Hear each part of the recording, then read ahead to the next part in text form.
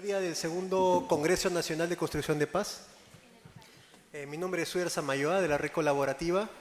Estamos muy contentos de que estén acá. Sé que es una hora difícil después del almuerzo. Ya sea un almuerzo violento y fugaz. Y agradecerles su tiempo y pedirles que por favor disfruten del panel. Es un espacio que no tuvimos en el primer encuentro, no tuvimos este espacio para hablar sobre un tema súper importante, como nos lo recordó los jóvenes y las chicas y chicos de Michama. Qué importante es este taller, a mí me gustó, felicitaciones y un aplauso para ellos nuevamente. Creo que fue en lo personal, por ratitos incómodo para mí, y creo que ese es el objetivo, y movilizador. Y creo que hay mucho talento también peruano. Les agradecemos mucho ese espacio. Sin más, este panel y segundo Congreso Nacional es un espacio de encuentro, como lo comentamos en la mañana, y de diálogo de diversos actores para intercambiar experiencias y diálogo para la construcción de propuestas que permitan abordar los diversos tipos de violencia normalizados en nuestra sociedad. Y una de estas violencias normalizadas, lamentablemente en este país, es la violencia de género, que se ha vuelto un grave problema que crece cada día en nuestro país. Y este panel busca promover el intercambio de experiencias, avances, desafíos y cambios que necesitamos en la lucha contra la violencia de género, desde la perspectiva de los diversos actores a cuales agradezco su presencia acá. Y los voy a presentar. Estamos con Jacqueline Valenzuela, ella es directora de la Dirección de Políticas para una Vida Libre de Violencia del Ministerio de la Mujer y Poblaciones Vulnerables. Ella es abogada con muchos años de experiencia como asesora y especialista en la prevención y lucha contra la violencia de género. Bienvenida, Jacqueline.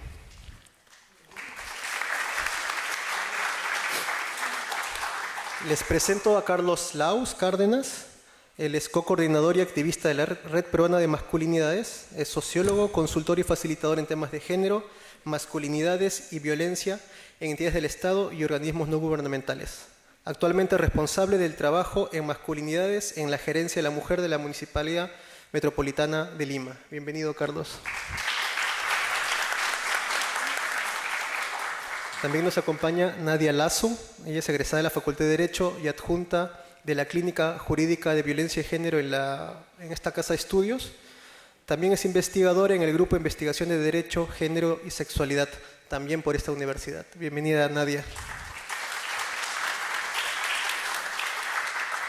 También presento con mucho gusto a Ernesto Jo Amat y León. Él es historiador de la Universidad Nacional Mayor de San Marcos, activista gay desde 1996 y actualmente es encargado del Observatorio de Derechos LGTB de la Universidad Privada Cayetano Heredia. Bienvenido, Ernesto.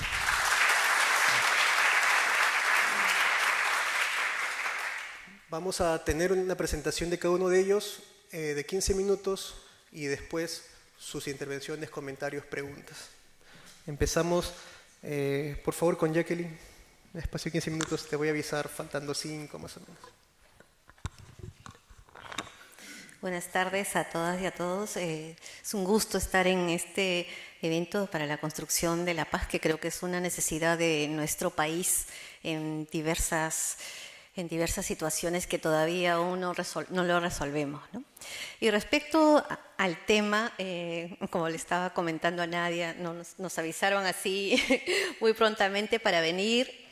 Pero sí la idea es compartir, ¿no? Qué cambios a nivel personal, relacional se requieren para eliminar la violencia de género. Y bueno, desde la experiencia que hemos tenido, lo que hemos visto, sí, pues para el tema de violencia de género en el país se necesita primero tener la convicción de que este es un problema social, ¿no? Y esto se logra no solamente con tener un puesto, que de repente tienes que trabajar violencia, inclusive hay cursos también que se están dando ahora del enfoque de género, etcétera, pero más bien se requiere una convicción personal, ¿no? Una vivencia, una adopción de ser, de una forma de ser, un compromiso social, de reconocer que todos somos iguales y que las mujeres y hombres, porque especialmente la violencia de género está en contra de las mujeres, es un tema de personal, de relaciones sociales y que a diario, cotidianamente, nos encontramos con eso. Es desde la posición personal, yo creo que es importante, porque en el diálogo, en el trabajo que vemos a diario, nosotros trabajamos con funcionarias y funcionarios del Poder Judicial, Fiscalía, Policía Nacional, y nos encontramos con personas que sí pueden haber llevado cursos, son profesionales, preparados, ¿no?, en muchas materias, abogados y todo, pero cuando le hablas del tema de la violencia, le hablas del enfoque de género, lo ven como un tema que, bueno, en principio les interesa porque ahora te pueden dar puntos, ¿no es cierto?, o puedes acceder a un trabajo, pero no entienden cuál es la razón. Y si no comprenden cuál es la raíz del problema, cuál es el tema del enfoque de género, de las diferencias estructurales, de las diferencias que se dan, ¿no?, en las relaciones sociales, en toda la sociedad, es muy difícil hacerles entender que asuman un papel protagónico frente a este tema.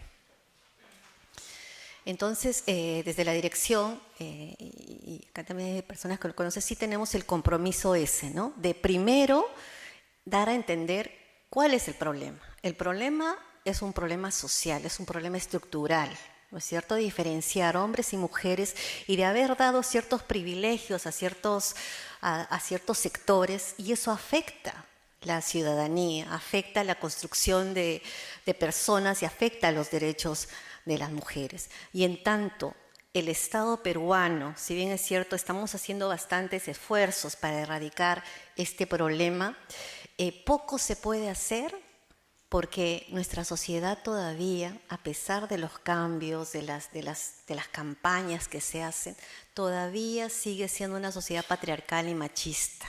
Todavía hay mucha discriminación de género, todavía las mujeres, los niños, las niñas y adolescentes son las que siempre van a tener menores oportunidades de desarrollo, y al final todo eso genera en situaciones de violencia.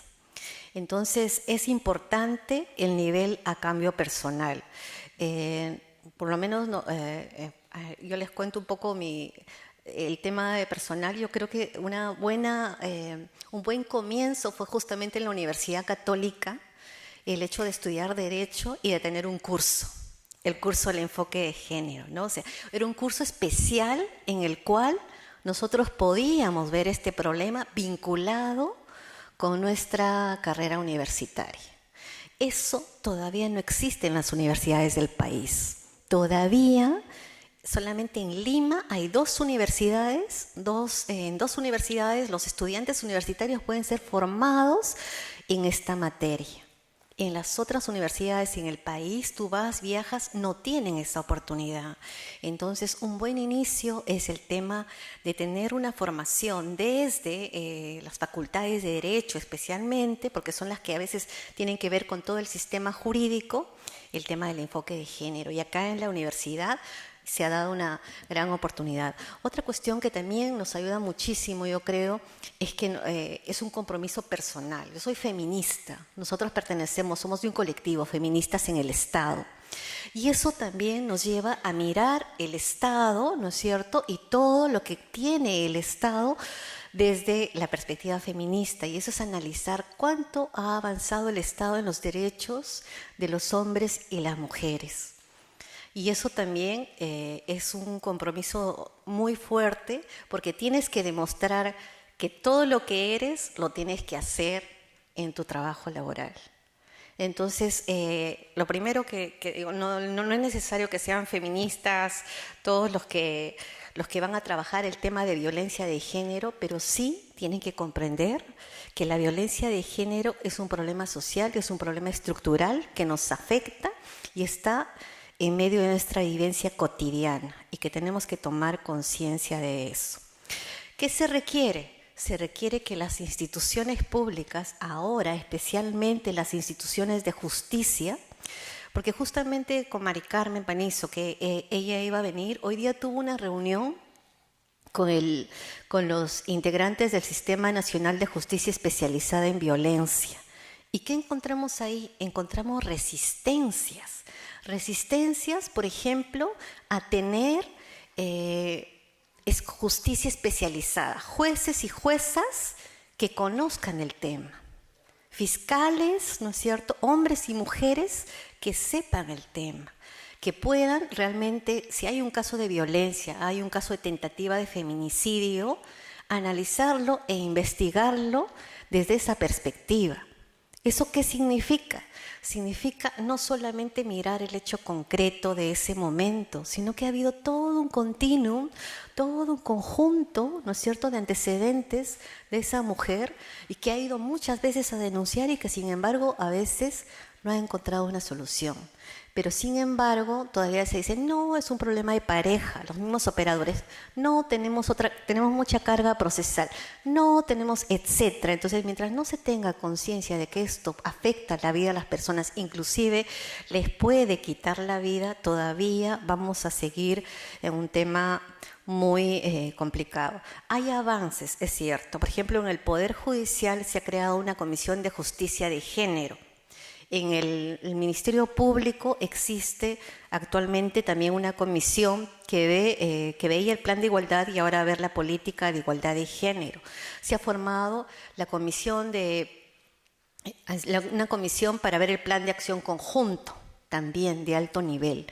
Entonces ya hay como, digamos, avance respecto a eso. Cada ministerio, cada sector ahora tiene que conformar una comisión de género. Es decir, cada año tiene que hacer un plan, ¿no es cierto?, anual de cómo va a incorporar el género dentro de la entidad, pero también fuera de ella, en las actividades que haga. Entonces, se está generando instituciones que pueden ir modificando esto, porque mientras no haya una conciencia de que el enfoque de género es algo que realmente es transversal y está a nivel personal, está en las instituciones, el tema del hostigamiento, el acoso, el tema de los mismos acceso de las mujeres a puestos laborales, a ser juezas supremas, por ejemplo, ¿no?, que ya han alcanzado algunas, a ser generalas, las policías, a alcanzarse estos puestos va a ser muy complicado que realmente se acceda a la justicia. Entonces, para cambiar la sociedad, es cierto,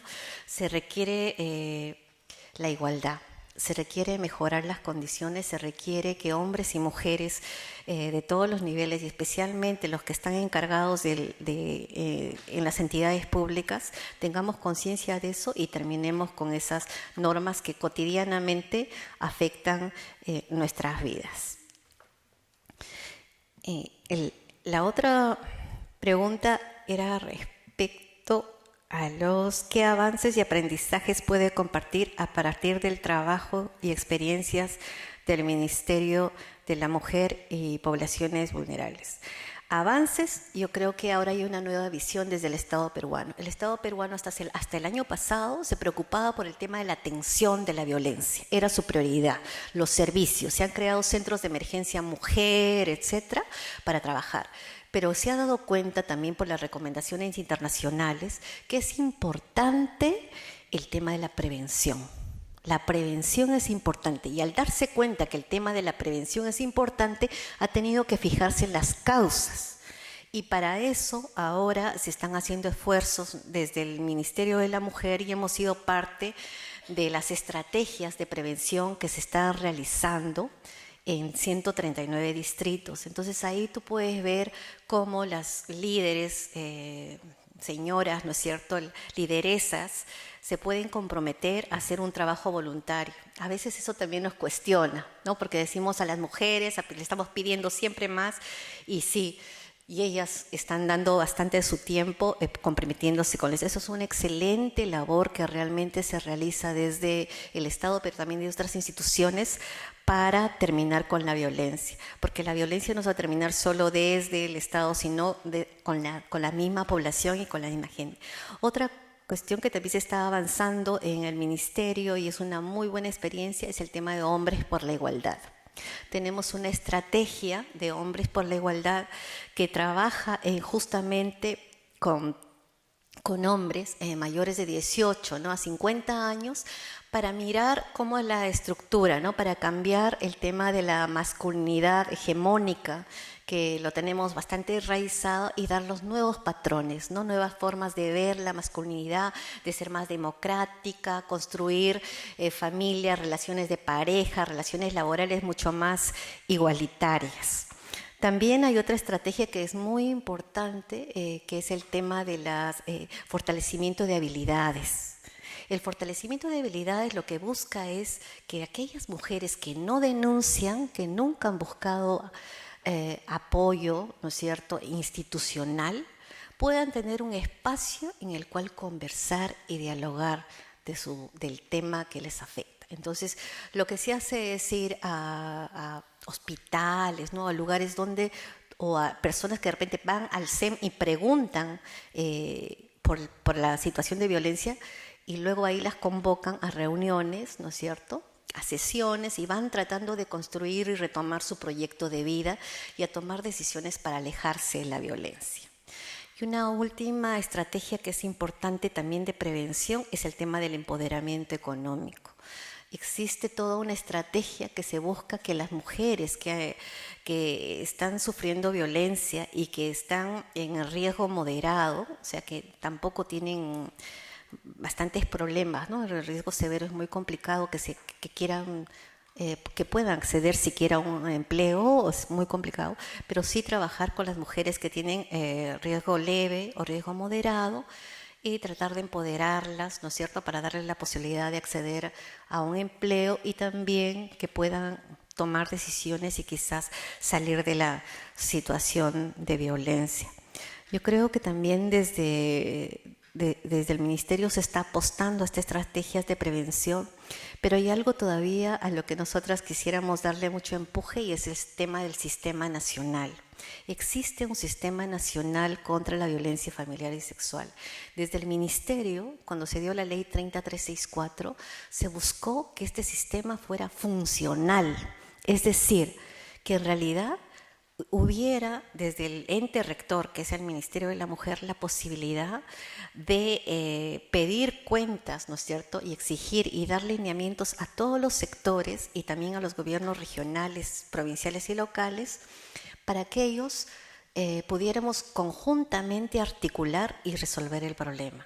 Porque la violencia no va a resolverse con un tema penal, ni solamente con un tema de educación. Como es un problema social, necesitamos la intervención de todos los sectores. Y el sistema nacional prevé eso, prevé que es importante la articulación. Entonces, una apuesta del Ministerio ahora desde nosotros a nivel personal, y que es una experiencia que creo que todos debemos apuntar, también las instituciones públicas, las universidades y todo, es que este sistema funcional funcione, ¿no?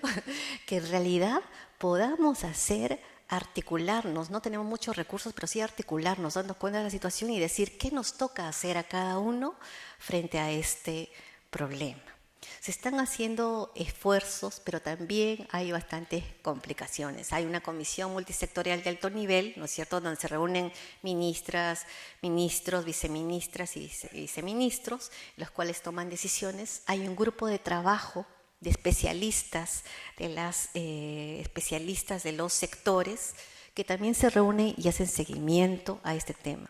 Yo creo que el sistema nacional es lo que, y el Plan Nacional contra la Violencia de Género, que son ahorita los instrumentos que están en vigencia, son aquellos que nos dan las pautas para poder ir abordando este problema. Y nosotros, bueno, en este caso como funcionarios, estamos dedicados a eso, ¿no? Mirar e ir viendo que es necesario darle mayor empuje y que las instituciones en las cuales estemos, todas ellas, apuesten por el funcionamiento de los sistemas.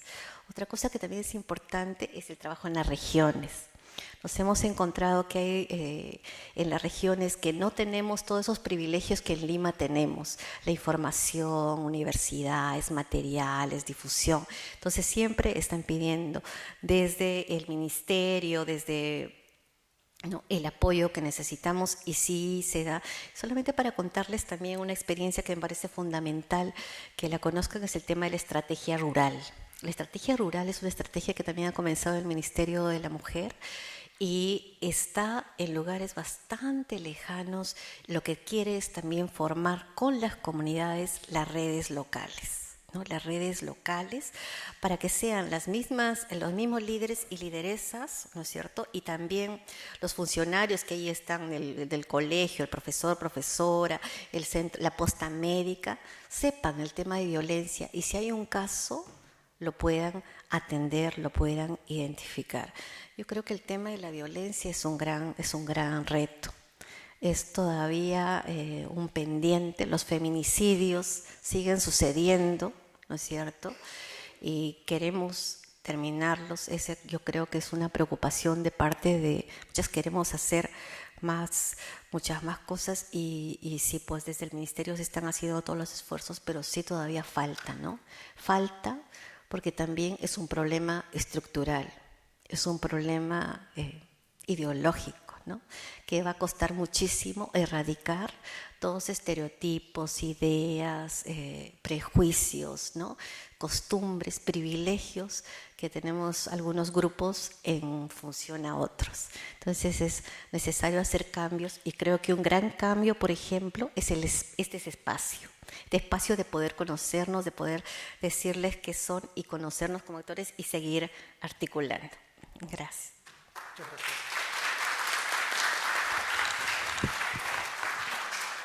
Muchas gracias, Jacqueline, por la participación, que también nos hace recordar, como en la mañana vimos, qué tanto podemos vivir si bien no hay guerra, estamos construyendo la paz. ¿Cómo puedo decir que estamos construyendo la paz cuando vivimos todavía en relaciones de opresión y, como tú dices, privilegios de unos sobre otros, ¿no? Muchas gracias. Invito a Carlos, por favor, que por 15 minutos pueda compartir su experiencia. Sí. Sí. Hola a todos y a todas, espero que estén bien. Sé que están con el almuerzo encima. No, un cafecito quedaría bien por ahí, escuché. Pero nada, rápidamente, para pasar los 15 minutos, quisiera contarles un poco de lo que ha desarrollado la Red Peruana de Masculinidades. No muchos y muchas aún no la conocen. Gracias, amigo. Bueno, la Red Peruana de Masculinidades es... ¿Cómo es esto? La Funca, no sé, por ahí. Bueno, la Red Peruana de Masculinidades es un colectivo justamente de activistas, ¿no? Hombres y mujeres, que ya venimos trabajando en esta ruta antipatriarcal de hace 10 años, ¿no? Por ahora somos personas, antes éramos organizaciones, pero en esos caídas y subidas hemos estado y nos hemos mantenido trabajando desde el activismo, desde la incidencia en calle y ahora desde la incidencia pública, ¿no? Desde la incidencia en políticas públicas, que era una de las metas que queremos llegar como parte de la sociedad civil también, ¿no? Sí, siguiente, por favor. La red tiene como 4 líneas de investigación. Quiero pasar esta parte súper rápida, que es como que compartir nada más, porque luego viene un poco la parte de hablar desde la experiencia. El tema de la metodología de teoría, investigación, incidencia y articulación, que es básicamente trabajar desde la calle, desde los espacios de investigación. Por ejemplo, hace poco se ha desarrollado una investigación participativa dentro de la Red Peruana de Masculinidades sobre la participación de los hombres en el movimiento. ¿No? Y cuál es el papel de los hombres en esto, ¿no? Entonces también quiero hablar un poco sobre eso, el tema de la incidencia pública, también en políticas, y el tema de la articulación, ¿no? Sigamos, por favor. Y esto es en general una de las estrategias y acciones, ¿no? La plataforma de Paternidades Perú es una de las acciones con las que coordinamos con el Ministerio de la Mujer, a partir de un proyecto que salió de Promundo, en donde justamente buscábamos promover paternidades afectivas y corresponsables, ¿no? Darle otra mirada, ¿no? Al trabajo en masculinidades, ¿no? Darle la mirada de que también los hombres podemos participar en la crianza, de que perdemos no participando en la crianza, de que perdemos no siendo afectivos con nuestros hijos e hijas, ¿no? Entonces, por ahí queríamos darle esa mirada. Bueno, hace poco estamos generando este espacio de articulación nacional de masculinidades, donde también participa Iván, por acá está Iván, ¿no? Y estamos justamente generando este espacio nacional porque ya hay otros colectivos que están generando trabajo en masculinidades, no tan solo en Lima, no solo verlo desde Lima, ¿no? Sino verlo desde cómo están las otras regiones también, ¿no? Entonces están generando otros colectivos, Cusco, Puno, Piura, Chiclayo, ¿no? En trabajo en masculinidades. Y la idea es justamente formar un proceso de trabajo país, ¿no?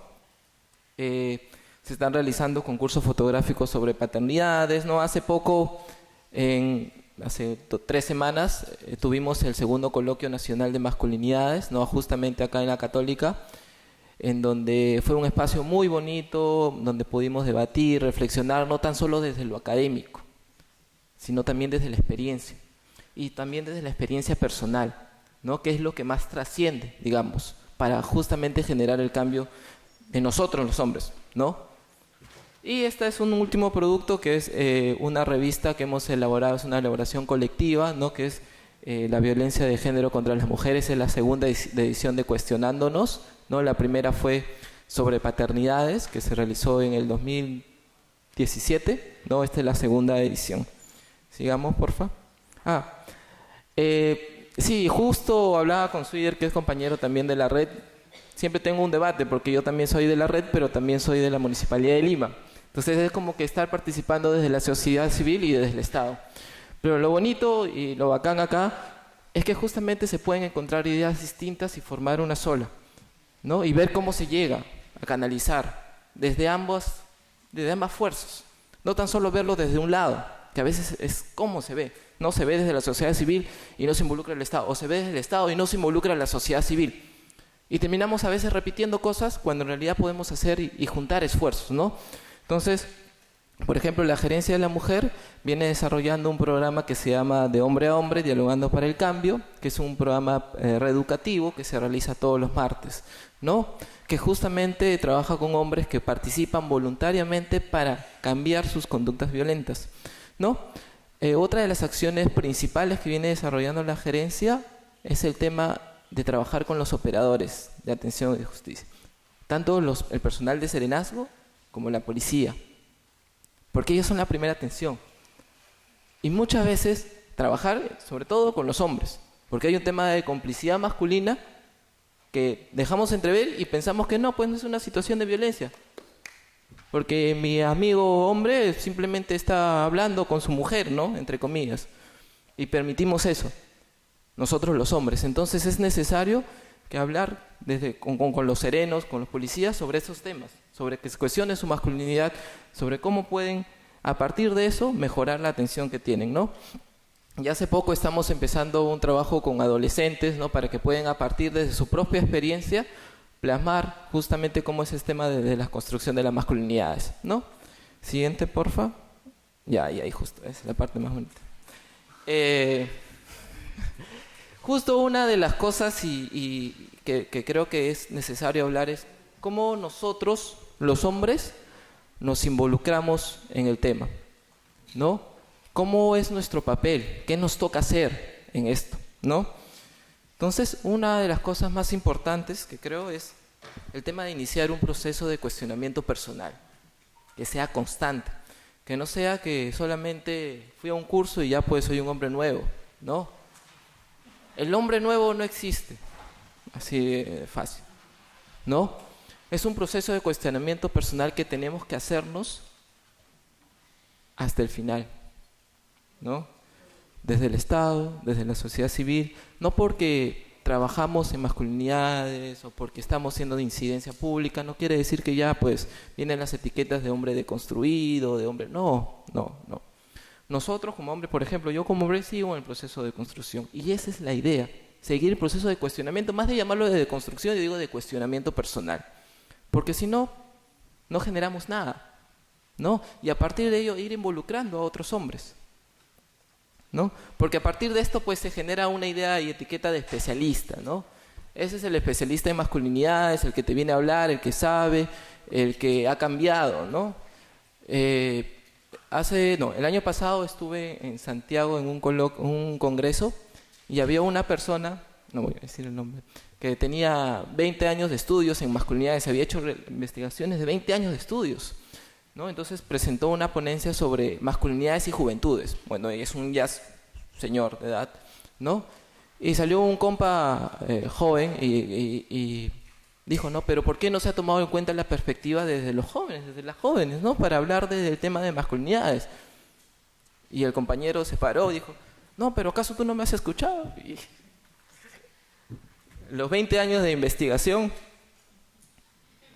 a eso me refiero, a que debemos estar cuestionándonos personalmente siempre. No porque hayamos estudiado, no porque seamos los más capos de repente académicamente, o porque tenemos base científica y todos ya somos hombres distintos, hombres diferentes. El proceso de cuestionamiento es siempre, siempre, ¿no? Porque siempre vamos a estar en una situación de privilegios a comparación de las mujeres, a comparación de las compas y las compas de la comunidad LGTBIQ, ¿no? O sea, siempre vamos a estar en una situación de privilegios diferenciada. Entonces hay que reconocer eso. Partiendo de ese reconocimiento y de esa responsabilidad vamos a ir generando cuestionamiento, ¿no? Y pues está esta responsabilidad que tenemos sobre todo sobre el ejercicio de nuestra violencia, que al principio empieza como algo, pues te das cuenta de la violencia que ejerces, que es la más notoria, sea la física, la psicológica, ¿no? Pero cuando comenzamos a cuestionarnos, pues la violencia que ejercemos la tratamos de racionalizar muchas veces. Y cuando entramos ya en el proceso de racionalización, buscamos siempre la justificación para decir, no, ¿verdad? Yo no ejercí violencia, ¿no? Entonces, por eso es muy necesario continuar con este proceso de cuestionamiento, de revisión personal, de reflexión que podamos tener. Sobre todo de vernos cómo es nuestra responsabilidad de nosotros los hombres, ¿no?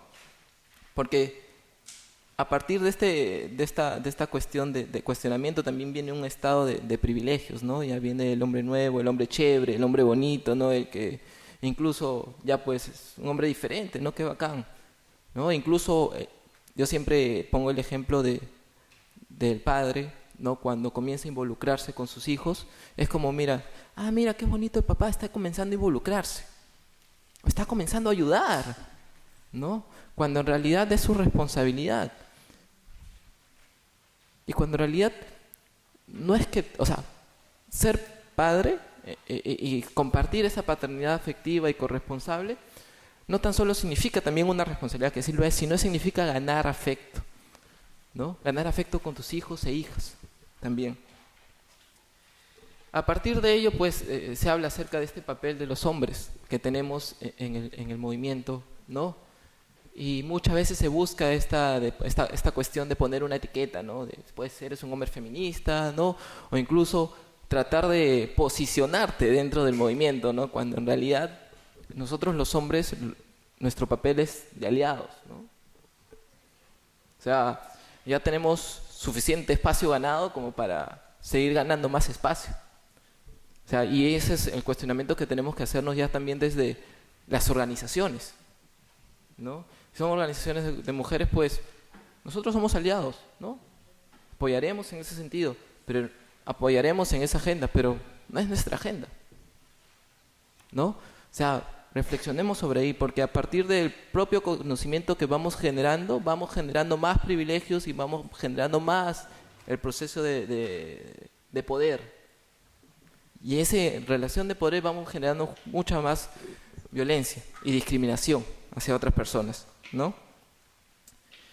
Y ya creo que falta 5-3. No sé. Y el tema de la efectivización de las políticas públicas, ¿no? ¿Cómo realmente podemos efectivizar las políticas públicas en esta temática? A ver, yo creo que es necesario que las políticas públicas no sean miradas en números. Porque si seguimos viendo que las políticas públicas vamos a tener a una cierta cantidad enorme de personas cambiadas, no vamos a lograr realmente el resultado, no vamos realmente a lograr el cambio que queremos a nivel personal. Si vemos políticas públicas en todo sentido, de todos los niveles, nivel regional, nivel sectorial, nivel local, en donde ponen, ¿no?, que 4.000, 5.000 personas han cambiado, ¿no?, gracias a... No, entonces Estamos solamente cumpliendo metas que nos pide el Estado, cuando en realidad tenemos que generar lo que generar es procesos de cambio, ¿no? Y procesos de cambio a partir de las mismas personas que estamos ahí dentro de las políticas públicas, ¿no? ¿Cómo nosotros podemos, teniendo la posibilidad de estar dentro desde el gobierno, podemos generar esos cambios? Desde la propia ética, del propio cuestionamiento. Porque seguimos cayendo en la misma lógica de cantidades y de resultados, no vamos a generar cambios, sino vamos a gastar presupuesto muchas veces público para volver a repetir esa acción después y después, ¿no? O sea, es necesario acciones de prevención, de sensibilización, pero busquemos algo más a largo plazo en donde nos diga cómo podemos hacer el tema de la prevención, ¿no? Entonces yo creo que ahí realmente vamos a ir poder efectivizando las políticas públicas, ¿no? Y tratar de trabajar con la sociedad civil. Es muy importante, ¿no? Tenemos enfoques distintos, tenemos tiempos distintos, ¿no? Desde la sociedad civil podemos hacer algo mucho más efectivo, más rápido de pronunciamientos y todo, pero desde el Estado no es igual. Entonces, hay también un tema de comprensión, ¿no? Porque en el Estado está la burocracia, está que tienes que pasar por 10 niveles, por 5 niveles y total, es muy difícil y hay que pelearse. Gracias, amigo. Hay que pelearse a cada minuto para que conseguir presupuesto para estas cosas y sobre todo para temas de género que son más complicados, ¿no? Pero entonces, si sumamos esfuerzos, podemos llegar a trabajar mucho más en conjunto, a efectivizar estas políticas públicas, a tratar de generar políticas y normativas que puedan cambiar justamente los patrones, ¿no? Para reducir justamente, primero para visibilizar y luego para reducir la violencia basada en género. Y para terminar, solo algo chiquito, para nosotros los hombres, lo más fácil es el discurso. Eso es lo más fácil. Lo más difícil es atravesarlo por el cuerpo. Y eso creo que es necesario reflexionarlo y cuestionarlo. Sí. Muchas gracias.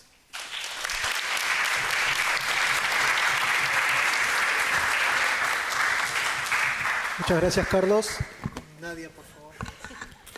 ¿Qué tal? Buenas tardes con todas, todos y todes. Agradezco mucho al equipo organizador por permitir a Se Acabó el Silencio, Derecho PUC, participar en este espacio.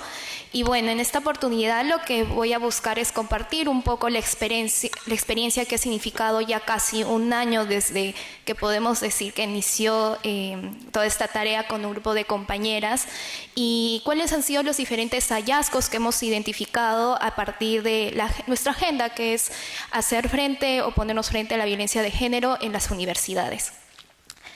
Se Acabó el Silencio, Derecho PUC nace en el mes de agosto del 2018, cuando diferentes alumnas y egresadas de la Facultad de Derecho tomamos conocimiento del caso, y voy a mencionar sus siglas, de CP, egresada de la misma facultad que fue víctima de violencia sexual en su centro de prácticas por parte de un adjunto y también miembro de la comunidad universitaria, quien en su momento dictaba cursos de los primeros ciclos. Esta noticia, que incluso fue visibilizada por diferentes medios de comunicación debido a que el Tribunal Constitucional ordena que luego de 13 años de haber ocurrido los hechos, se reanude la investigación en el ámbito penal debido a las deficiencias o severas faltas de debida motivación que dio lugar a un archivo de denuncia. Este caso, luego de una década, nos llevó a cuestionarnos cuáles eran las políticas que estaban tomándose dentro de la universidad para hacer frente a estos casos. La persona que fue víctima de este caso era alumna o era egresada cuando sucedieron en este momento estos hechos, entonces nos llevó a preguntarnos qué se tomó en ese caso y si hubo algún cambio.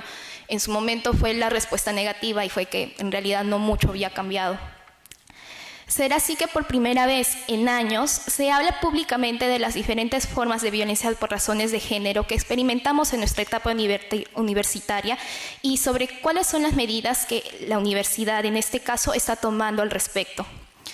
Es así que más de 150 alumnas egresadas y docentes nos organizamos y solicitamos a las autoridades de la Facultad de Derecho que se convoque una asamblea abierta que permitiese analizar y discutir sobre la necesidad de crear mecanismos para poder diagnosticar, prevenir y atender los casos de acoso y hostigamiento que se suscitaban en las aulas y en los centros de prácticas.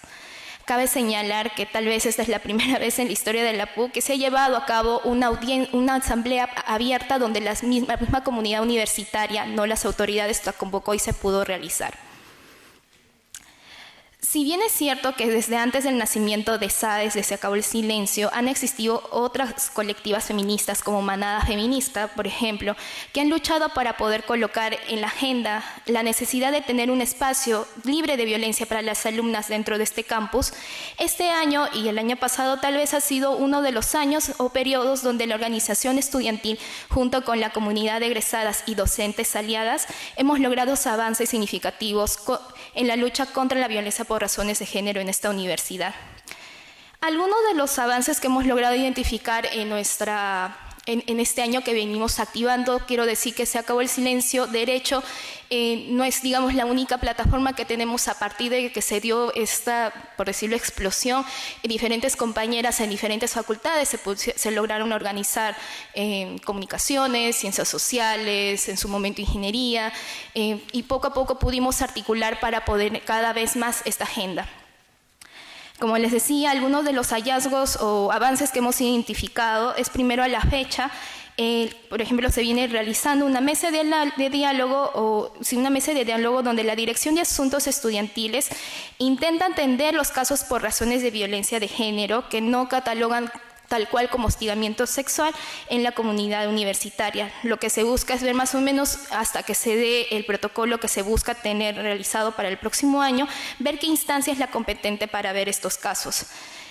Algo bueno que se está llevando en espacios como este es que se está viendo la necesidad de que participen diferentes actores y actoras de la universidad, por ejemplo, autoridades de las facultades, el Centro Médico de Salud y otros actores, porque para atender estos problemas no solo significa un actor, sino es necesario articular. Bueno, en segundo lugar, a partir de que este año se visibilizó un caso de tentativa de feminicidio en contra de una alumna de esta facultad, se vio la necesidad de crear un protocolo para la atención de casos de violencia por razones de género, a la cual a la fecha todavía está en elaboración y se ha previsto diferentes fases de diagnóstico previas. Esto es sumamente importante porque es necesario entender cómo se articula y cuáles son las particularidades de cómo se evidencia la violencia por razones de género en las facultades o con diferentes actores. No es lo mismo lo que sucede, por ejemplo, en la Facultad de Derecho que lo que sucede en la Universidad de Ingeniería y lo que sucede en una universidad privada de lo que sucede en una universidad pública. Son diferentes matices. Identificar y diagnosticar frente a lo que estamos enfrentando nos va a poder ayudar a tener una mejor solución del problema.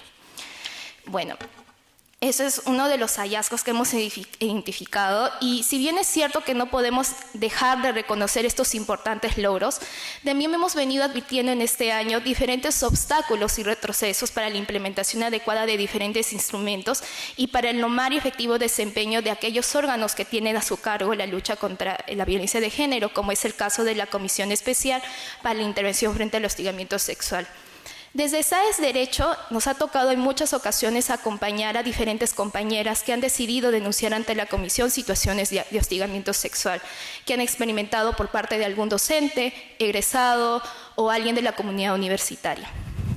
A pesar de contar con un marco normativo que tiene muy buenas normas en materia de violencia por razones de género, y estoy hablando de la Ley para Prevenir, Sancionar y Erradicar, la Ley 3036-4 y el decreto legislativo que crea el tipo penal de acoso y lo relacionado a esta materia, el decreto 1410, lamentablemente estos no son considerados por los órganos decisorios al momento de resolver los casos. Bajo argumentos sexistas, porque eso es lo que hay que decir, sexistas y estereotipantes, se han dejado sin sanción casos, por ejemplo, donde un docente realizó propuestas sexuales a una alumna, otro donde no se han sancionado alumnos que han cometido graves hechos de acoso sexual contra las denunciantes, bajo el razonamiento de la mayoría de los integrantes de los órganos de decisión, como el Consejo Universitario, y digo mayoría porque sí, felizmente hemos tenido voces de resistencia dentro de estos espacios. El hostigamiento sexual o comportamiento sexista que ocurre en esta universidad no ha sido considerado como relevante y muchas veces no ha sido tomado en cuenta para una debida atención frente a situaciones donde se necesita una rápida y adecuada atención en la materia. Se preocupan, en todo caso, por los denunciados y su supuesta afectación de derechos, y nadie se detiene a preguntarse por el impacto en la denunciante y en su derecho a estudiar un espacio libre de violencia. Nadie denuncia por diversión, pues enfrentar estos procedimientos o procesos muchas veces significa grandes costos personales.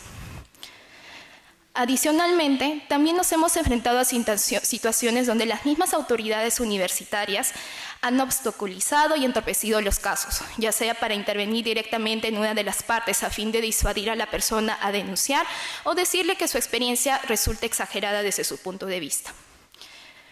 O también, en muchos casos, para intentar acallar a la movilización estudiantil cuando hemos identificado graves irregularidades. Lamentablemente, dichas autoridades siguen en función aun cuando la Asamblea Universitaria, máximo órgano universitario, ha retirado su confianza y ha pedido su renuncia al cargo. Bueno, eso es más o menos lo que en nuestra experiencia SAES hemos identificado, y para ir finalizando, y así una de las preguntas que cuando nos realizaron la invitación nos pidieron responder es ¿cómo se puede erradicar la violencia por razones de género en nuestro país? Bueno, primero yo considero que para poder entender la violencia por razones de género es entender que este es un problema estructural y que muchas veces puede haberse agravado si nos encontramos frente a otras variables como orientación sexual, condición socioeconómica, raza, etc. En ese sentido, por más normas excepcionales, por más creación de tipos penales que tengamos y que sean excepcionales en cómo están redactados, si no tenemos un adecuado enfoque de género o no entendemos la dimensión de cómo articula este problema, simplemente no va a funcionar. La tipificación o penalización de las conductas no siempre es la única respuesta para poner un problema que implica una solución mucho más amplia. Me voy a centrar en lo que considero que se puede hacer en el ámbito universitario, porque desde SAES es lo que venimos realizando y venimos articulando. Y si bien es cierto, la Universidad Católica es un pequeño espacio, en comparación con todas las universidades, un espacio con diferentes privilegios, sí consideramos que algunas de las características o algunas de las cosas que hemos identificado en este proceso sí pueden servir de interesante para poder analizar la dimensión del problema, y sobre todo porque muchas veces son síntomas de lo que ocurre en otros espacios, digamos, fuera del campus universitario. Para iniciar, consideramos que es necesario enfocarnos en el eje de prevención más que en el persecución. Aquí las universidades cumplen un rol fundamental, pues está en ellas, brindan una educación con enfoque de género y además, dentro de asegurar una calidad de educación, garantizar un espacio libre de violencia para toda su comunidad universitaria. Independientemente de la carrera que se elija, se debe buscar de que este enfoque de género se pueda poder digamos, brindar a todos y todos los estudiantes en sus diferentes etapas universitarias. Y sobre todo para que tenga un efecto disuasorio en aquellas conductas que pueden devengar más adelante en comportamientos sexistas o en situaciones mucho más graves que pueden ser dentro del espectro de las manifestaciones de violencia por razones de género. No podemos esperar a que salgan a la luz denuncias por hostigamiento sexual o, en el peor de los casos, tentativas de feminicidio para poder considerar que se pudieron prevenir tal vez de estos espacios donde la mayoría de nosotros pasamos horas y horas a la semana. Al mismo tiempo, debemos identificar cómo se desarrollan estos patrones de violencia y las relaciones de poder en cada espacio. Como mencionaba hace un momento, el contexto que rodea un caso de hostigamiento sexual no será el mismo que ocurre en una carrera de derecho como la que ocurre, por ejemplo, en una carrera de medicina.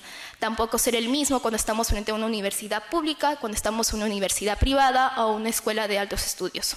Son diferentes factores y esas diferencias es lo que marca la especialización o la adecuada atención al caso en sí. También cumplirá un rol fundamental que todo el personal docente, administrativo y en sí la comunidad universitaria pueda tener una adecuada formación en el enfoque de género. Caso contrario, no podemos asegurar una adecuada atención a los casos. Asimismo, consideramos que es necesario que se tengan espacios de contención psicológica para que las personas que han experimentado estos hechos de violencia, más allá de terminar denunciando o no el hecho, porque como les mencionaba desde un inicio,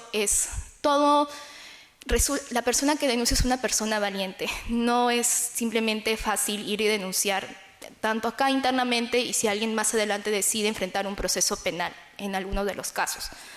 En ese sentido, lo que consideramos es que es necesario enfocarnos en la contención psicológica y que sea un servicio que se pueda garantizar independientemente si se opta por este camino.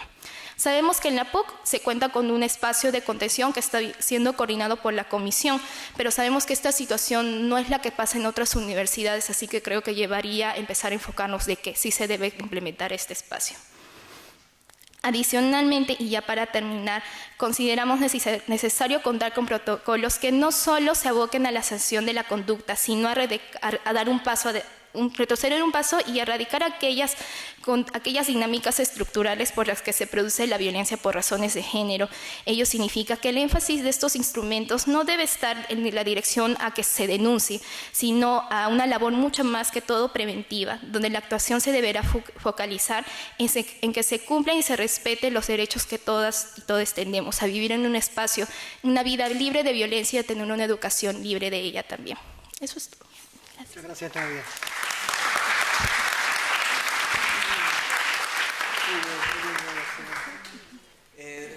Soy encargado del Observatorio de Derechos LGBT.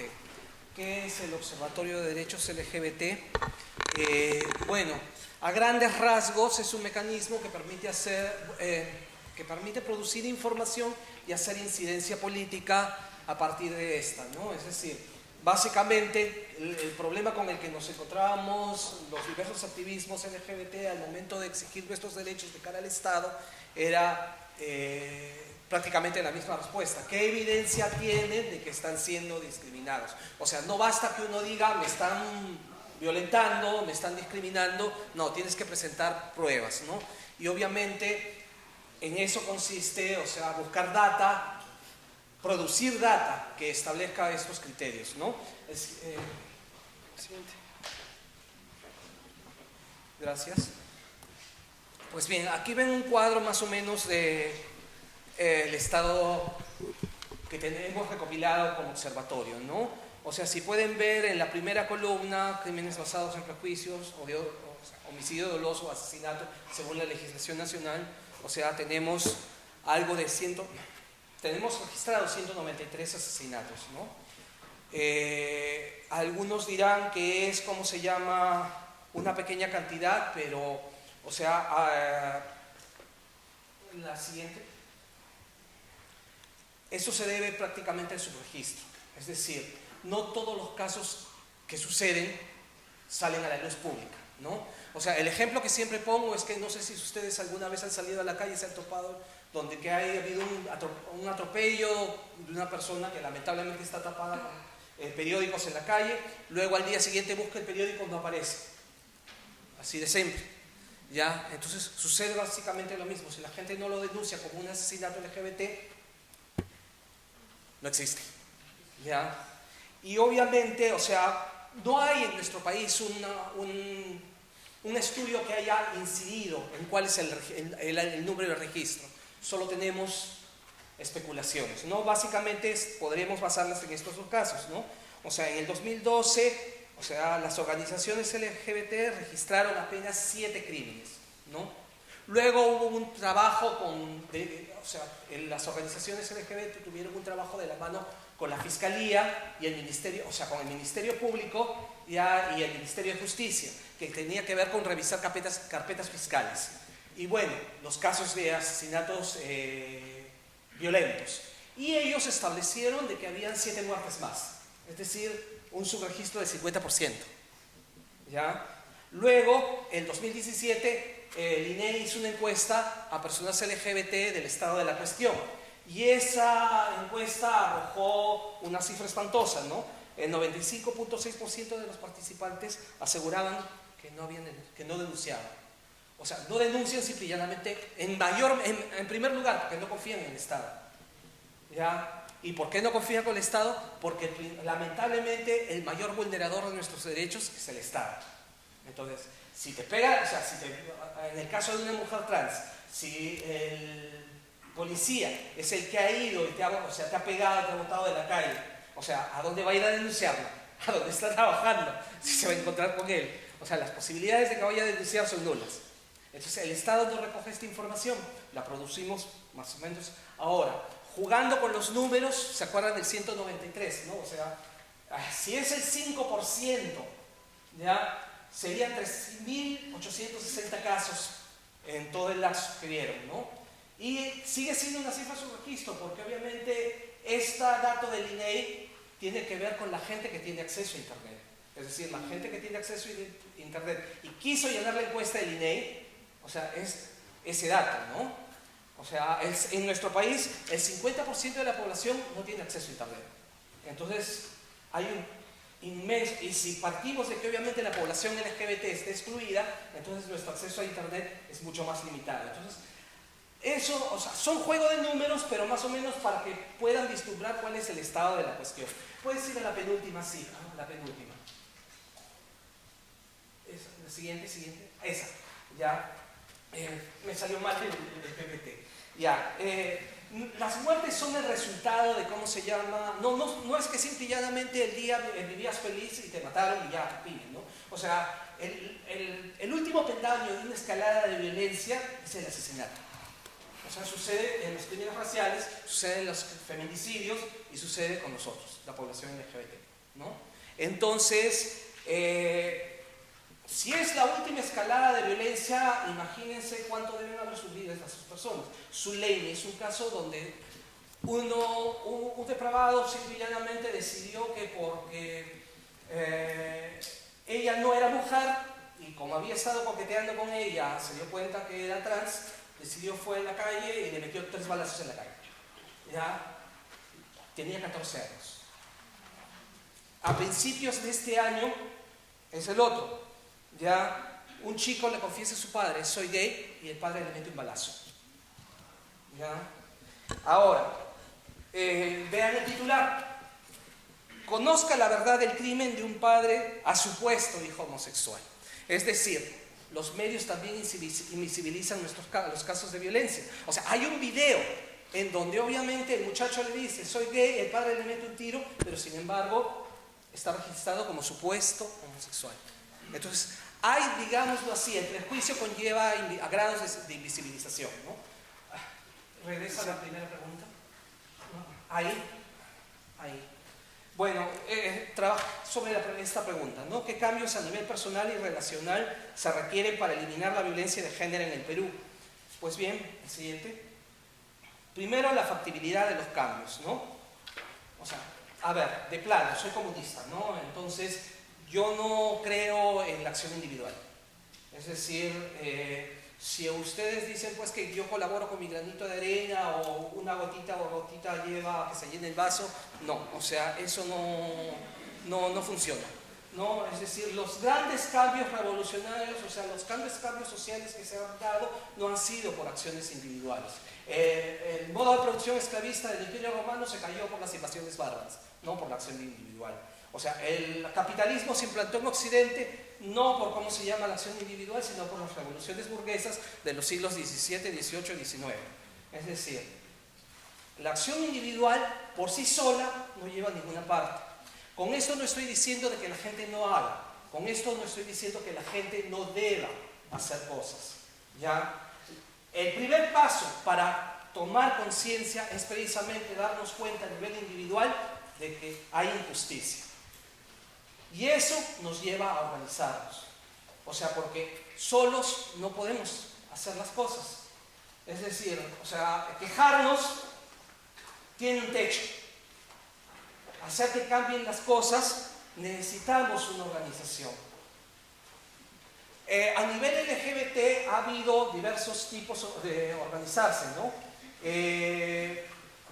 Los más grandes que ha habido a nivel internacional, o sea, a nivel nacional, han sido 2, ¿no? Es decir, la Red Peruana TLGB, que surgió más o menos en el 2005 y estuvo operativa hasta el 2016, lamentablemente no sigue, ¿no? Tenía organizaciones en Arequipa, Trujillo, Ayacucho, Huancayo, Iquitos, ¿ya? Otro intento a nivel nacional de organización es, por ejemplo, la Red Peruana Trans, ¿no? O sea, es una red que ahorita está operativa y que por lo menos tiene activistas en diversas ciudades del país, ¿no? Trujillo, Piura, Ica, Cusco, Iquitos, Pucallpa, Tarapoto. Bueno, esta es la cuestión, ¿no? Es decir, si no nos organizamos, definitivamente no hay mayores probabilidades, ya la siguiente, mayores probabilidades de cambio. Y esta es la cuestión, ¿no? O sea, vías para los cambios sociales, la presión social. O sea, la manera en que podemos hacer real, o sea, presión social de cara a las autoridades, de cara al Estado, para producir cambios, es presionar. Y presionar, vuelvo a repetir, o sea, es un ejercicio que se hace a nivel colectivo. Es decir, si nos organizamos, ya podemos, por ejemplo, hacer un boicot. Si nos organizamos, podemos empezar a mover redes para presionar a las autoridades a que tomen determinadas medidas, ¿no? Ejemplos de esta presión social y cómo organizarse lleva, o sea, tampoco es una cuestión de que nos mantengamos en un gueto, ¿no? O sea, los LGBT por acá, las feministas por allá, los obreros por allá, o sea, organizarse no solo tiene que ver en un solo nivel, sino a nivel macro, ¿ya? Dos ejemplos grandes para dar ejemplo de que precisamente esta organización lleva alguna parte, creo que son Bolivia y Uruguay, ¿no? Es decir, el movimiento LGBT se sumó al movimiento social y logró insertar, o sea, sus demandas en, ¿cómo se llama?, las legislaciones de sus respectivos países.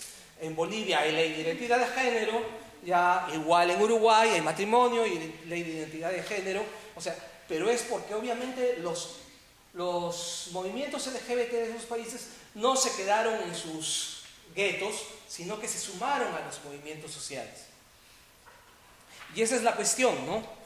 Otra vía para, ¿cómo se llama?, lograr los cambios sociales sería el mismo sistema, ¿no? Es decir, o sea, si vamos a denunciar, se supone que estamos utilizando las vías. Ahora, como dijo la compañera, o sea, no es algo fácil. Definitivamente, o sea, para denunciar hay que tener mucho coraje, no lo puede hacer cualquiera, y parte de tomar conciencia como individuos es precisamente llevarnos de coraje y ser conscientes de nuestra ciudadanía y que si hemos sido vulnerados, ya tenemos que hacerlo, porque si no piteamos de cara al Estado, precisamente no llegamos a ninguna parte, ¿no? Acá un ejemplo, ¿no? O sea, las demandas... como les digo, denuncia es una, presentar denuncias, o sea, demandas de cara al Estado es otra, ¿no? En estos momentos, por ejemplo, las parejas conformadas por Óscar Urgarteche y Fidel Aroche, ¿ya? Y las parejas conformadas por Susel Paredes y Cayetana Jobim, o sea, han introducido, o sea, demandas en el Poder Judicial para que se reconozca sus matrimonios que han sido realizados fuera del país, ¿no? Entonces, se puede instrumentalizar el Estado, y estoy a la mitad, se puede instrumentalizar el Estado para, ¿cómo se llama?, lograr cambios, ¿no? El siguiente es medidas gubernamentales, es decir, nosotros mismos organizados tenemos que presentar proyectos de ley, ¿no? O sea, la Red Peruana Trans, de las que le hablé, fueron las que presentaron el primer proyecto de ley de identidad de género hecho desde la comunidad, ya desde el 2016, está presentado en el Congreso. Lamentablemente, el fujimorismo le dejó dormir el sueño de los justos, ¿no? La siguiente pregunta, trataré de ser más breve. ¿Ya qué avances se han realizado para eliminar la violencia de género contra la comunidad LGBT, ¿no? De arranque, ¿no? ¿A qué nos referimos? Es la siguiente. ¿A qué nos referimos cuando hablamos de violencia de género? Si bien, o sea, a nivel macro, a nivel de los estudios, o sea, hablamos de género, somos seres humanos, somos personas, todos tenemos un género, ya esa sería la mirada omnicomprensiva del género, ¿no? Pero eso, decir que obviamente la violencia LGBT es violencia de género, si bien a nivel teórico es cierto, o sea, a nivel práctico, político, o sea, como que invisibiliza, entonces, si bien es necesario comprenderlo dentro de la violencia de género como fenómeno, o sea, políticamente es necesario visibilizarlo como que a un ladito, la simple y sencilla razón de porque subsumido bajo todas las poblaciones siempre hay invisibilización. Sucede con, ¿cómo se llama?, en el caso de las mujeres. Las mujeres han luchado precisamente porque se les visibilice, que se les mencione. El ejemplo más claro es el lenguaje inclusivo, ¿no? Es decir, ellas dijeron claramente, si no se nos menciona, no se toma conciencia de nosotras al momento de hacer políticas públicas. Lo mismo sucede, es necesario que se tenga conciencia de que existe una población LGBT diferenciada ya para poder establecer políticas públicas. ¿Ya? Eso me refiero con la violencia específica hacia la población LGBT. Avances, y ya es la última hoja, ya, a nivel macro, o sea, gran estructura, lamentablemente en nuestro país estamos en cero a la izquierda. ¿Ya? O sea, esa es la realidad peruana. O sea, y ha habido intentos, o sea, no es que no, o sea, por ejemplo, algo importante que para hablar de un gran cambio macro es que precisamente se haga educación en diversidad en todos los niveles educativos del país, ¿no? Es decir, desde los primeros niveles de la escuela hasta la universidad. Lamentablemente no es algo que lo contemple la política pública. Ya los pequeños intentos de introducir el tema es, por ejemplo, hacerlo desde secundaria. O sea, hay varios muchachos que se reconocen LGBT, o sea, gay, lesbianas o trans, desde antes de la adolescencia. Ya desde niños a los 5 o 6 años ya se están reconociendo distintos a los demás niños y sin embargo van a tener que esperar información de quiénes son a la edad de adolescente y secundaria, o sea, como que había un desfase, ¿no? El ejemplo más claro de que no se ha logrado nada a nivel macro es la derogatoria de varios decretos leyes emitidos por el Ejecutivo PPK ya a inicios del 2017. Pidió, ¿cómo se llama?, poderes especiales, facultades especiales, hizo varios decretos leyes que incluían la interseccionalidad de género y las nociones de orientación sexual e identidad de género en varias normas, por ejemplo, la ley de tratamiento, crímenes de odio, no discriminación, para tratar, o sea, el nombre bonito se le acaba de escapar, pero es una ley que obviamente implicaba cuál era el trato penal que se les debía dar a los adolescentes. Y en esa ley se decía que, o sea, por ser una población vulnerable, había que tener un trato especial hacia los menores de edad LGBT. O sea, todas estas normas, salvo la ley de crímenes de odio, fueron echadas al tacho por la estupidez de decir que como la palabra género estaba en ellas, al tacho de la basura. Eso hizo el fujimorismo a principio, en el 2017, ¿no? Y bueno, a nivel gubernamental sí hay pequeños avances. Ya no son grandes, no son lo suficientemente importantes, pero sirven, o sea, por lo menos, o sea, les sirven, o sea, disminuyen, o sea, y contribuyen a disminuir los niveles de exclusión y violencia que hay en nuestro país. El ejemplo más grande es, un ejemplo que acá no data de hace mucho, es la sentencia del TC sobre cambio de nombre. Hasta antes de esa sentencia, el TC mismo había dado una norma por la cual las personas trans no podían cambiar de nombre. Así de simple, no podían. Entonces esta nueva norma permitió, dice que sí, a nivel legal, tú haces tu juicio y te puedes cambiar de nombre. Y eso es un problema, porque las personas heterosexuales, las personas cis, podían ir al Poder Judicial y decir, yo soy Roberto, quiero llamarme Jaime, y no hay ningún problema. Pero el Estado sí presentaba problemas, o sea, cuando eras Ana y querías llamarte Miguel, o cuando eres Miguel y querías llamarte Ana, ¿ya? Entonces, esta sentencia permitió de que se elevaran varios casos. Sin embargo, hubo un gran problema, ¿no? O sea, se trabajó, por ejemplo, hacer incidencia política con la RENIEC, y RENIEC dijeron claramente que sí, ellos estaban a favor del cambio de nombre. Pero los procuradores de la RENIEC eran los que apelaban los casos de cambios de nombres en el Poder Judicial.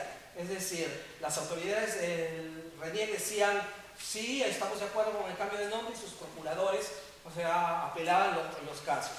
¿Ya? Entonces se tuvo que hacer incidencia política, por lo menos para que los procuradores dijeran, bueno, está bien, no vamos a apelar. En caso de que haya sentencia, Entonces estamos esperando a la hora de que se dé un caso para presionar y evidenciar esto. Por último, a nivel social, ¿no?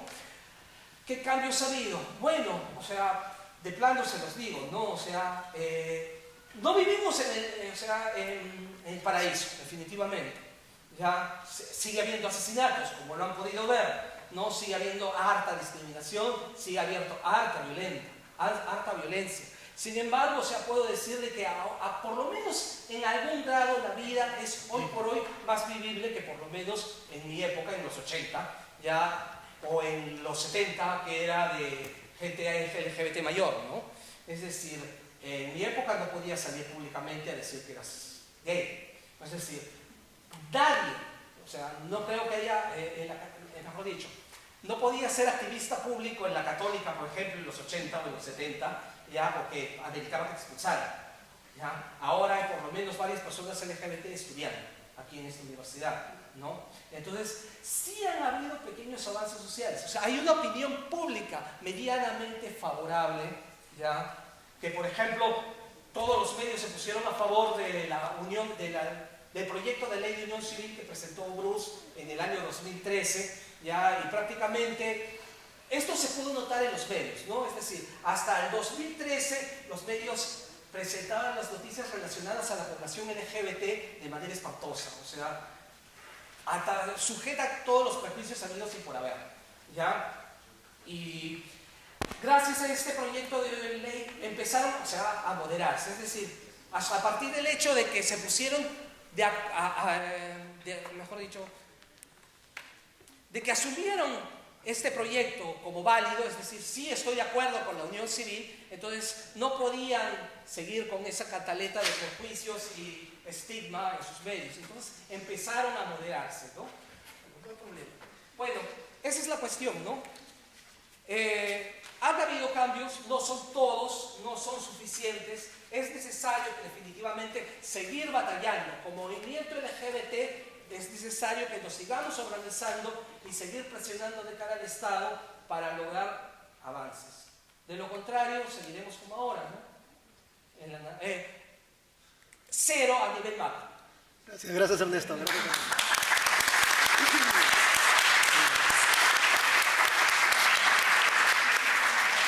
Creo que tenemos unos pocos minutos para preguntas.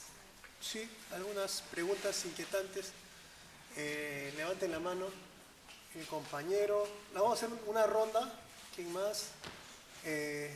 Y es importante lo que es la primera mesa que hablamos sobre violencia de género. Y muchos de nosotros, somos facilitadores de procesos sociales, de diálogo, mediadores. Y hay que empezar a hablar el tema de la paz, pero también con estas relaciones de poder y de opresión que existen en el país también. Y que han dicho acá que también en muchos casos son personales, pero también estructurales. Y necesitamos, aquí han planteado muchas formas de cómo trabajar estos temas. Empecemos por incorporar los procesos que venimos trabajando como comunidad de constructoras de paz para hacerlo, por favor. El compañero y la compañera, por favor, alguien me ayude con el micrófono. Por favor, creo que se escucha, sí. Su nombre, por favor, y a quién va dirigida la pregunta. Mi nombre es Herbert Ortega, un guatemalteco que al encontrarse acá me voy a animar y eso ayuda a dar al costo. Es decir, desde quizá la ignorancia combinada con la intención de desaprender y aprender respecto al entendimiento, la comprensión y la apropiación de una práctica auténtica de igualdad de género, trato de manera respetuosa, proactivamente respetuosa. Y me ha llamado la atención el enfoque de la masculinidad. Y con 53 años, quizás se notan bastante, decía Carlos de la importancia de tener a más hombres participando en espacios de autorreflexión y autocuestionamiento. Y aquí es donde digo, voy a hablar al costo, pero perdonen si no tengo. Me preguntaba si, como se va hacia un proceso de cambio, la autorreflexión, que puede entenderse en una dimensión en el pueblo interno de la persona, quizá cuando hablas de espacio te refieres cómo esa autorreflexión insumada en espacios colectivos, donde se converse, se dialogue de ello, para que uno viva su propio proceso de concienciación. Y luego agregas autocuestionamiento. A mí me connota que no es tan fácil autocuestionarse. Cuestionarse es como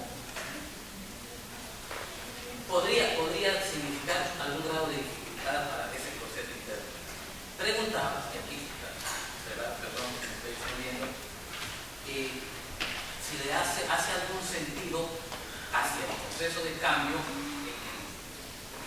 producto de tomar conciencia, si hay la curiosidad ética. Puede ser una forma, una metodología también para que hombres tomemos mayor conciencia de cómo ser auténticamente respetuosos y abandonar enfoques y hasta privilegios que nos han dado los patrones en los que hemos sido. Quisiera alguna reflexión respecto también de trabajando con hombres, cómo fomentar la curiosidad ética, para que no se entienda curiosidad como morbo, como algo malicioso, para uno caer en cuenta de cosas y que se vuelva acción concreta en la práctica de uno respecto a trabajar en contra de la violencia. Gracias, Herbert. Hacemos las preguntas después, mientras las van intentando responder. La compañera tenía, por favor, su nombre y a quién va a dirigir la pregunta. Buenas tardes a todos. Mi nombre es Belén Inocencio, trabajo en el sector de educación. Y bueno, mi pregunta va para la representante del Ministerio de la Mujer. Estamos hablando de la violencia contra la mujer como un problema estructural que requiere estrategias intersectoriales dentro de la prevención. Me interesaría conocer esas estrategias intersectoriales que ya se vienen dando o que se podría trabajar. Estoy muy interesada dentro del sector de educación. Nosotros también hemos trabajado precisamente en los PCO2, que pertenece a 4 distritos, donde encontramos zonas de alta violencia, ¿no? Es Independencia, en Lima, San Martín y los otros distritos. Entonces me gustaría conocer un poco de esas estrategias. Gracias, Belén. ¿Alguien más? El compañero, por favor, su nombre. Buenas tardes con todos, yo me llamo Cristian Vargas, soy invitado y un nuevo universitario y tengo una pregunta para la señora Giovanna.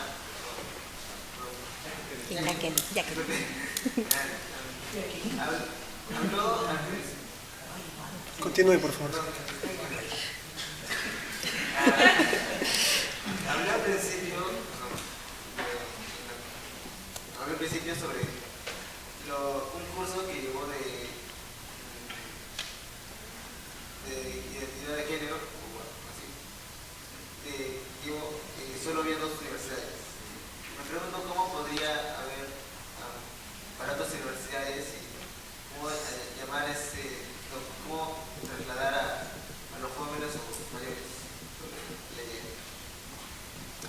Muchas gracias. Muchas gracias por su... Por favor. A usted, sí, su nombre.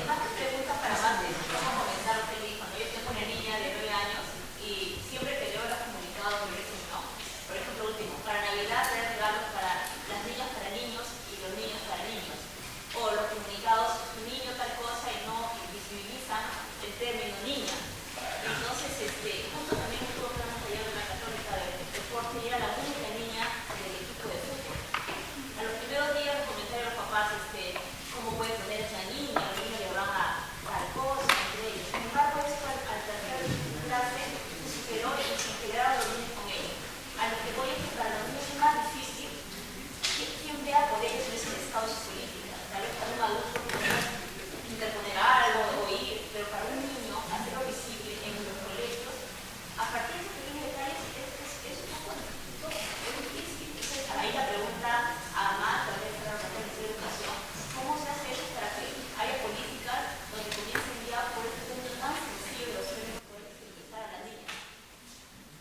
Muchas gracias. Muchas gracias por sus preguntas. Por favor, tenga la libertad de responder breve, todos también, sobre las preguntas que se han hecho. Bueno, gracias Herbert, ¿cierto? Por la pregunta. Sí, o sea, los procesos de cuestionamiento personal, tanto individual como colectivos, son difíciles, porque pierdes privilegios, ¿no? Y pierdes muchos privilegios desde que nací como hombre y ahora sí, ya. Mi voz es muy baja, pero ahora me escucho mejor, ya. El tema es que comentaba, ¿no? Cuando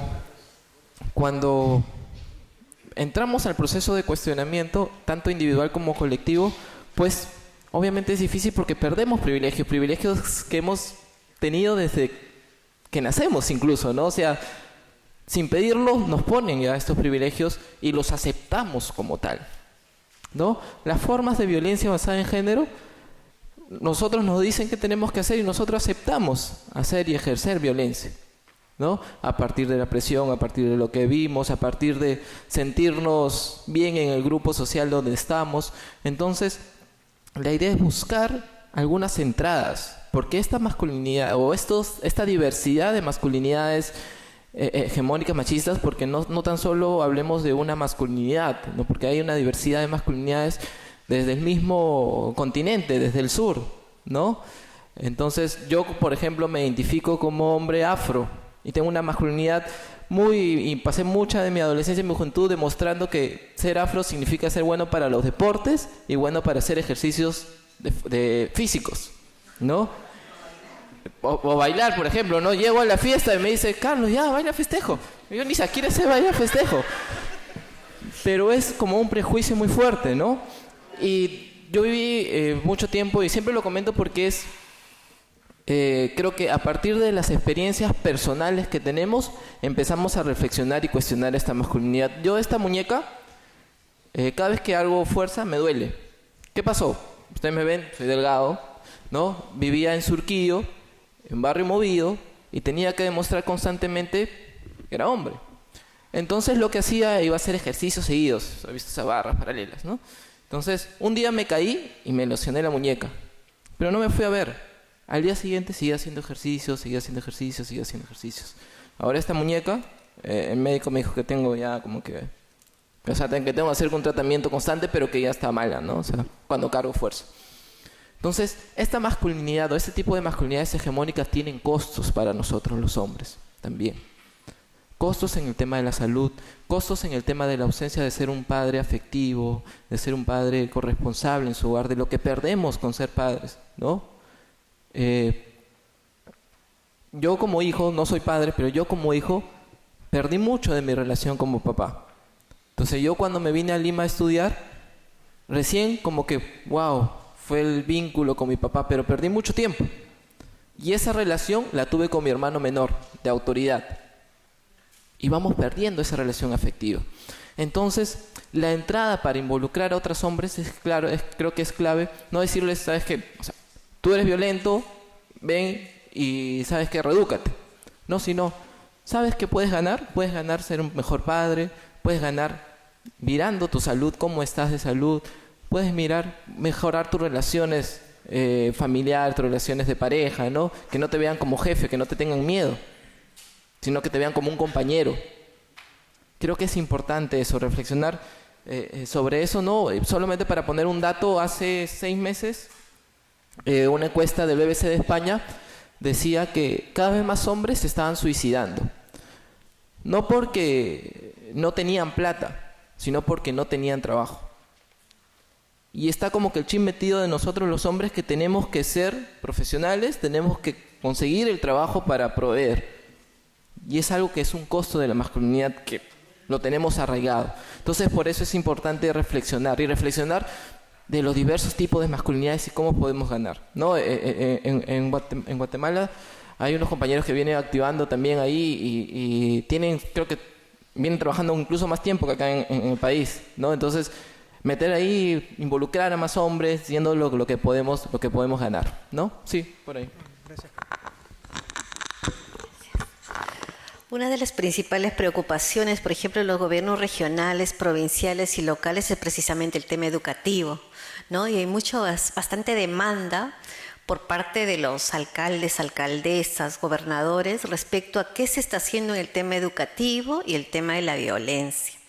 Y ciertamente lo que les podemos comentar es que existe una estrategia educativa que desarrolla el Programa Nacional contra la Violencia desde hace ya varios años, y lo que han hecho es, sobre todo en Lima, la primera etapa consistió en dar asistencia técnica, ¿no es cierto?, trabajar con docentes de diversas instituciones educativas y trabajar módulos, o sea, como que sesiones de tutoría de los del tercer, cuarto y quinto año de secundaria. También se trabajó con nivel primaria y hasta con nivel inicial.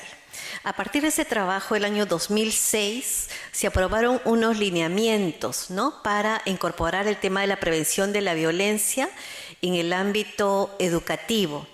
Y esos lineamientos fueron trabajados con el Ministerio de Educación y el Ministerio de la Mujer.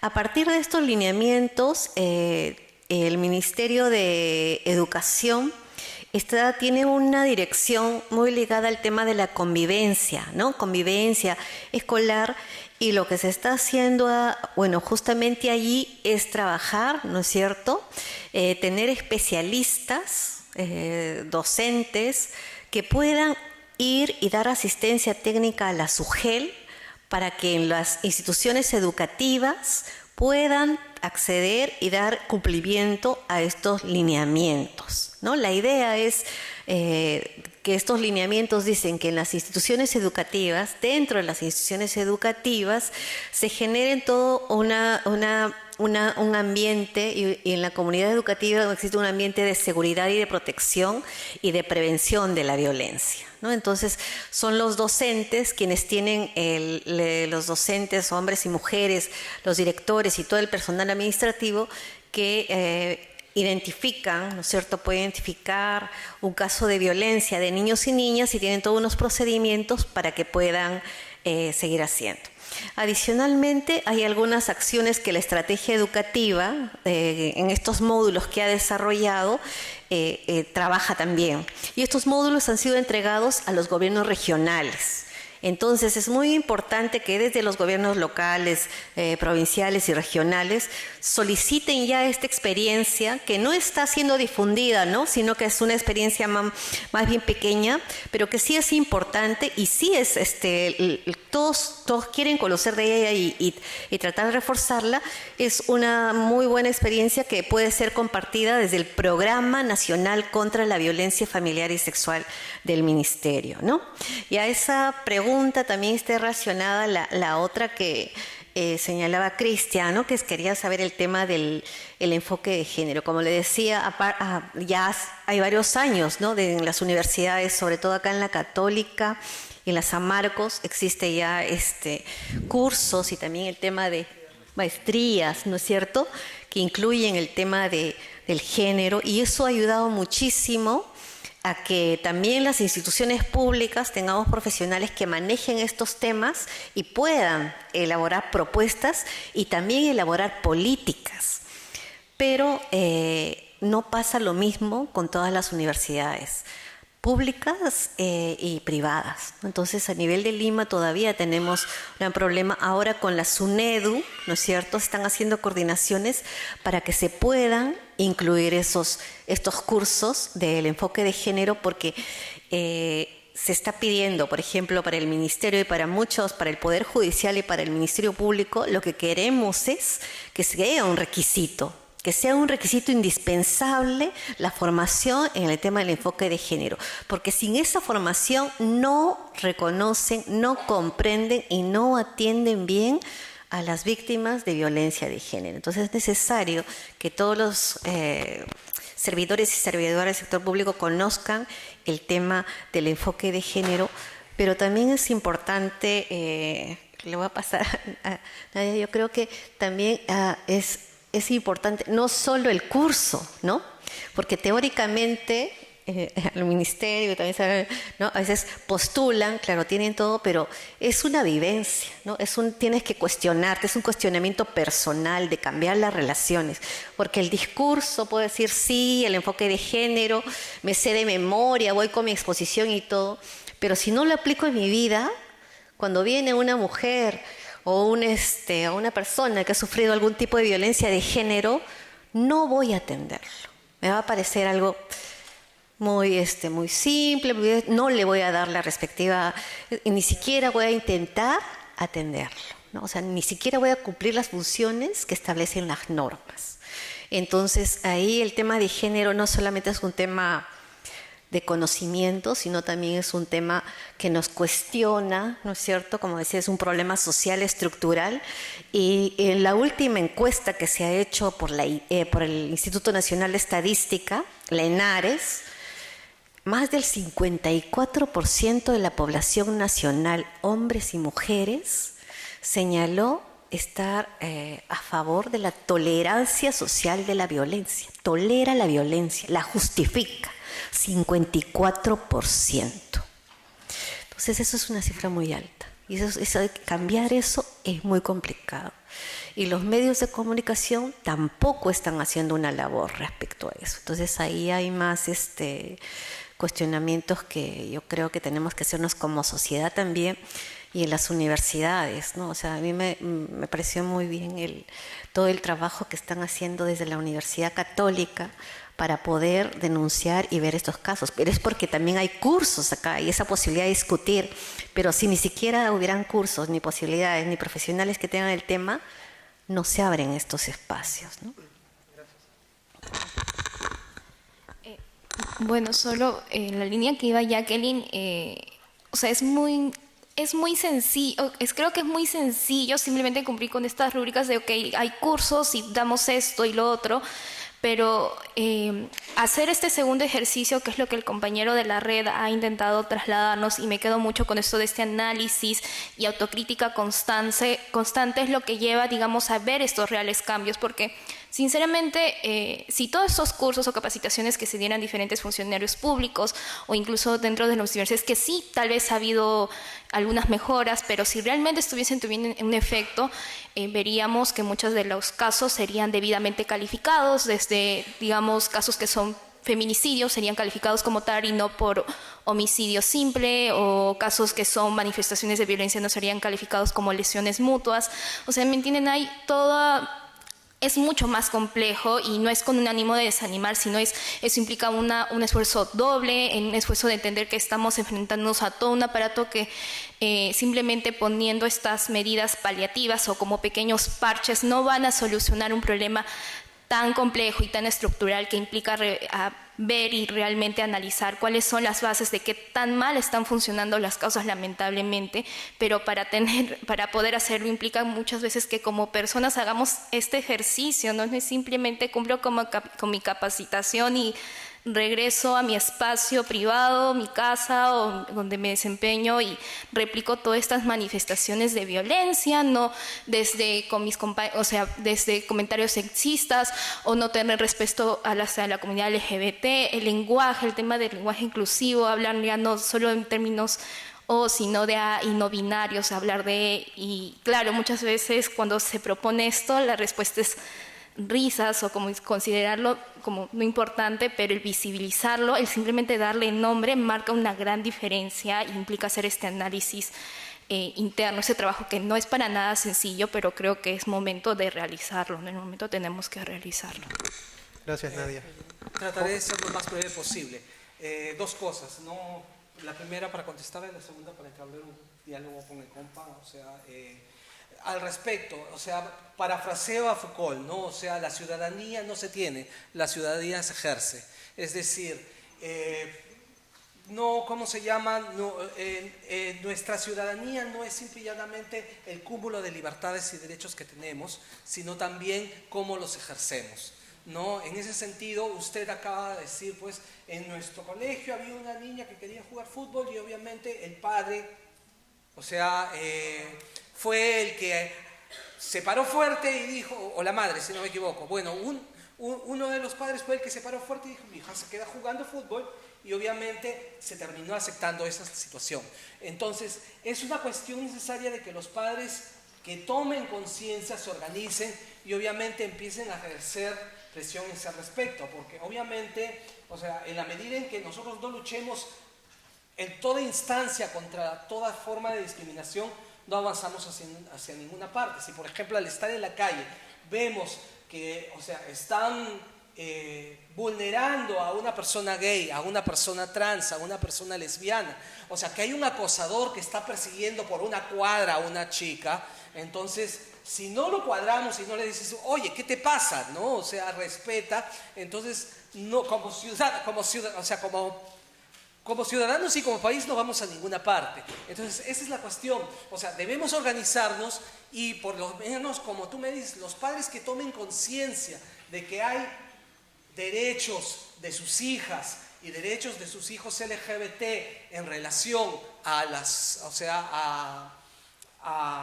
a su integración al colegio y a la sociedad en general, donde no vamos a lograr nada, ¿no? Es decir, es necesario de que las personas adultas tomemos conciencia y empecemos a organizarnos para ejercer presión. En este caso, que los padres se organicen y jodan en los colegios, pues, es decir, mi hija tiene derecho a jugar fútbol, mi hijo es gay y no tienen por qué discriminarlo, y si no, o sea, no hay bien.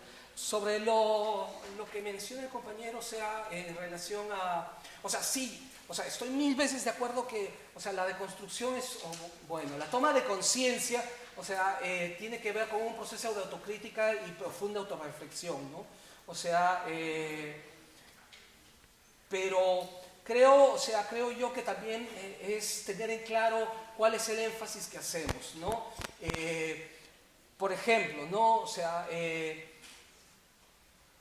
en mi experiencia traté de formar un grupo de varones antipatriarcales con unos muchachos que son clase popular como yo, o sea, y pensábamos trabajar con obreros, así, de fábrica.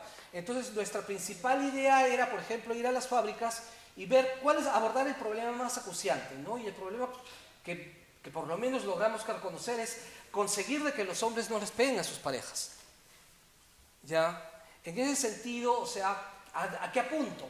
Es que creo que el énfasis de la deconstrucción o de la toma de conciencia sobre nuestra realidad, o sea, el hecho de que nacemos con pene y somos socializados en masculino de manera machista, tiene que ver con, o sea, no cuánto nos ha hecho sufrir el patriarcado a nosotros los varones, sino obviamente sobre el poder que tenemos y cómo lo ejercemos, ¿no? En este caso, por ejemplo, el hecho de que había hombres que golpeaban a sus parejas, ¿no? Pero también, o sea, no es que quiera pelear, o sea, discutir contigo, pero creo que el ejemplo, por ejemplo, tiene un ligero sesgo de clase en relación a lo que planteas, ¿no? O sea, dices que los varones tenemos el mandato de proveer, y yo digo, o sea, hasta cierto punto, en clase media. O sea, porque a nivel popular yo veo muchos hombres, o sea, de que abandonan a sus hijas, o sea, que donde el macho es, o sea, poder embarazar a la mayor cantidad de posibles, o sea, no me hago cargo de ellos, o sea, y eso no afecta a que me consideren menos masculino, o sea, entonces también tiene que haber una mirada interseccional al respecto en esa autocrítica, ¿no? Ya, bueno, eso sería todo, ¿no? Muchas gracias a Jo, a Carlos, a Jacqueline y a Nadia. Un fuerte aplauso para ellos.